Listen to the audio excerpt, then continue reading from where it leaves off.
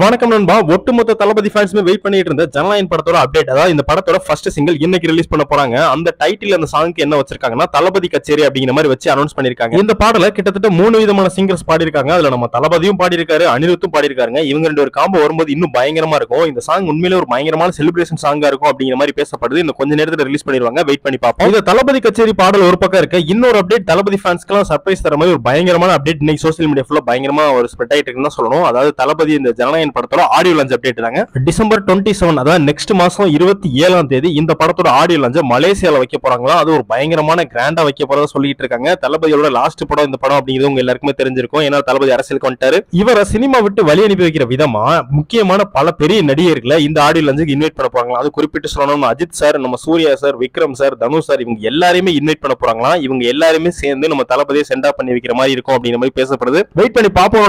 இந்த வீடியோ பாக்குற நீங்க ஜனநாயகன் படத்தோட ஆடியோ லான்ச்சுக்கு வெயிட் பண்ணீங்கன்னா கமெண்ட் பாக்ஸ்ல கமெண்ட் பண்ணிருங்க. ஒருவேளை இந்த வீடியோ பார்க்கும்போது நீங்க தளபதி கச்சேரி சாங் கேட்டிருந்தீங்கன்னா எப்படி இருந்துச்சுன்னு கமெண்ட் பாக்ஸ்ல கமெண்ட் பண்ணிருங்க. நம்ம சேனலை மறக்காம சப்ஸ்கிரைப் பண்ணிருங்க. தேங்க்யூ நண்பா.